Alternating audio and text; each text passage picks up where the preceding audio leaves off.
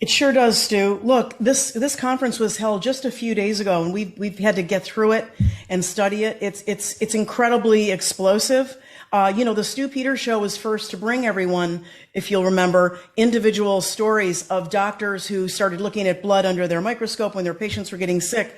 Now we have a consortium of those doctors, but it's worldwide now. We're talking about 35 groups across the United States, UK, Germany, Austria, Japan. It's just all coming together.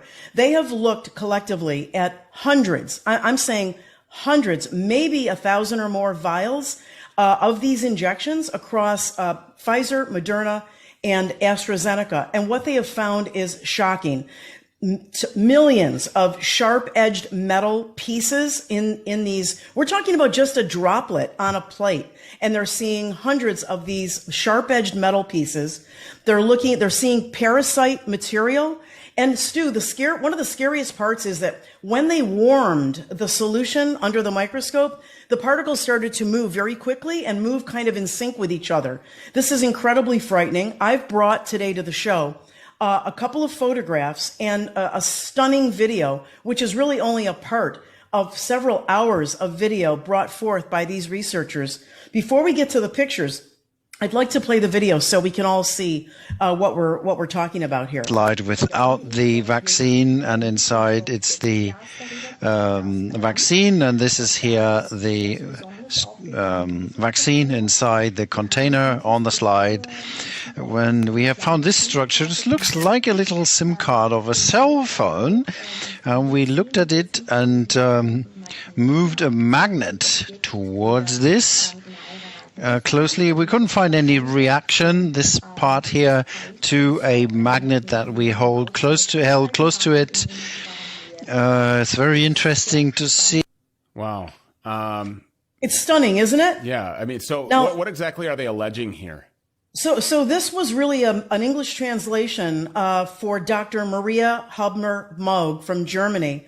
Or Austria, forgive me if I get that wrong. And it was all this was sent directly to me from one of the doctors in the photographs who's also testifying at this press conference, Dr. Axel Bolland. What we're looking at is they're taking, and they've done this across numerous vials, okay? They've taken one droplet, basically, and looked at it under a regular microscope. We're not talking about anything fancy here that no one else can replicate, and many of them have replicated it. What they're seeing is sharp metal objects everywhere.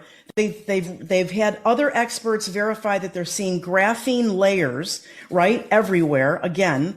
Large structures in the form of rectangles. Excuse me, let's take a closer look at the still shots. There's one picture in particular that I'd like to start with. It's actually a composite of 4 pictures.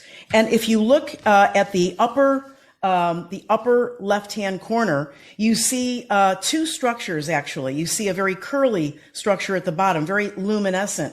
That is metal, some kind of metal structure. Of course, each of these 4 pictures is magnified slightly differently, but basically regular light microscope. And then you see in that upper left-hand corner another structure. It kind of is vertical with almost a rectangular shape with an undefined pointy bottom. Okay, these are stunning structures that these experts have never seen before. They said they're not biologic, which means they're inorganic, and they have no business, Stu, in their words, being anywhere inside of a human body.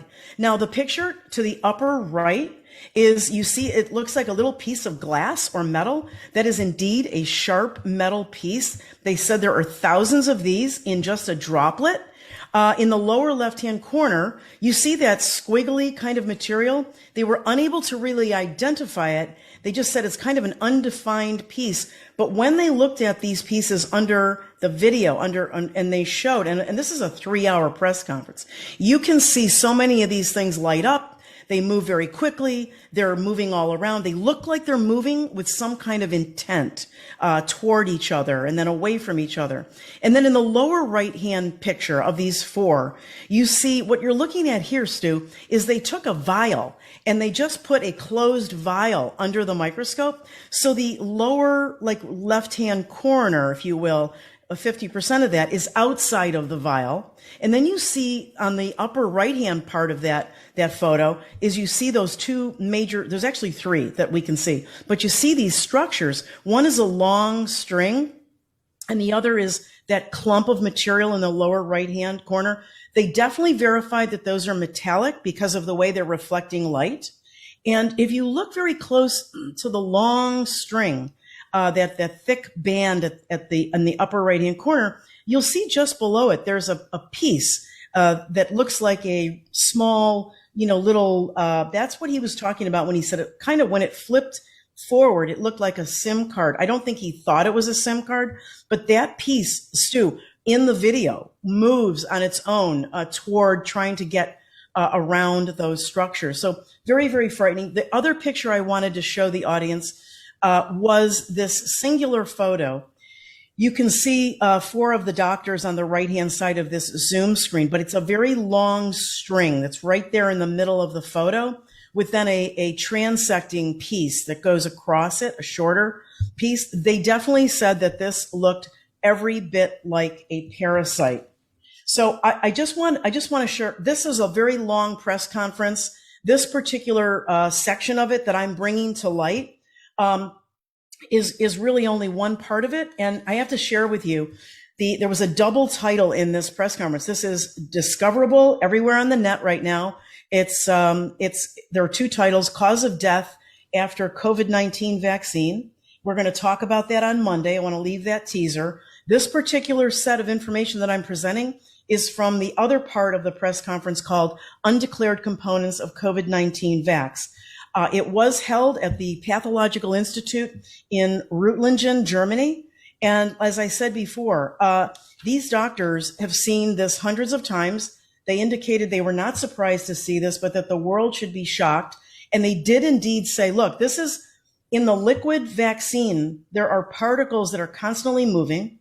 What we're going to see on Monday is what this does when it's inside your blood and how your white cells, your granulocytes, and your lymphocytes react to these pieces. It's incredibly frightening. Okay, just absolutely stunning to me. So this was intentional. This was done as a press conference. Is that what the setting was here? That they were doing this before the media? Yes. They're trying to get this word out. They're trying to say, look, this is worldwide. We have 35 groups of hundreds of, these are research scientists, lawyers, and physicians who've come forward with all of their evidence. And everybody has seen the same thing over and over again. Absolutely incredible, Stu. And they said, to your point in the beginning of the show, any country, any government, any company, any entity right now that carries on with this program, this jab program after today, after being made aware of this, is going to be prosecuted and should be prosecuted for crimes against humanity. They are calling for a worldwide halt, immediate halt, and please not in the children. They're very concerned because they see these companies coming after the smaller and smaller children. I will absolutely, that's the hill that I will die on. Nobody's going to inject this into my kids just based on what I already know about this. But if what you're saying here can be held up, and it sounds like it is, I mean, there's video evidence of this here. Look into it yourselves. I would encourage everybody to look into it yourselves, figure out who these people are. I'm just learning of this right now in real time. So, yeah. But I trust your vetting process. You've obviously looked into who this group is, who these people are, this Corona Committee conference that is taking place or did take place. And this is a video you said that takes about 3 hours to get all the way through, and it's translated into English. You've obviously done your due diligence to make sure that that's an accurate translation. But if that is the case, and seeing the images that I saw here, now we have recently talked about a microscopy expert that speculated that, or reported that his findings were that stainless steel and other metals, along with graphene oxide and parasites, were inside of this. This is corroborating that report. And also, yes, it is. And also it is vindicating all of us from the beginning who, remember when we felt like we were alone in the room because you were the only one out here screaming about graphene oxide? Now that is being widely reported that is suspected to be one of the main ingredients of this thing, or at least in this, absolutely, in this thing, and it's a poison for people. Now everybody is kind of talking about that. Karen Kingston said that these people are not going to be able to avoid the lay down on the graphene oxide sword because really that is the least of our concerns with what there is inside of these vials. Yes, and Stu, on Monday, what I'm going to bring forth and report is the other part of their press conference where they looked at the bodies of 40 people who died within 2 weeks of getting the jab, and they have their cardiac tissue, their brain tissue. They're going to show you these pieces with the effect and the inflammation, and you'll be able to see that some of it's going to be slow ramping, and some of it took out people really quickly, like these 40 people. These are from autopsies, so these are certified from the physicians and the scientists. It's going to be another blockbuster report. And just so everybody knows, we're not intentionally holding that to keep you on a limb over the weekend. We have programming here and we are out of time. So Dr. Jane Ruby, she can be found on her Telegram channel. Please follow her over there, t.me/Dr. Jane Ruby. And if you have a tip or a question for our Ask Dr. Jane segments, which are weekly on Wednesdays, email her Proton Mail. Her Proton Mail email address is drjaneruby@protonmail.com. And again, just more evidence. Please don't get this thing. This is absolutely horrible. Just and wait. Those who are, don't even wait. Wait for what? Just stop. Don't do it. All you're doing is, if you get it later, is delaying the inevitable. You're going to die. So please don't give this to your kids. Absolutely. If you want to play around with your own body, that's fine. Don't give this to your kids, please. I mean, this should be enough.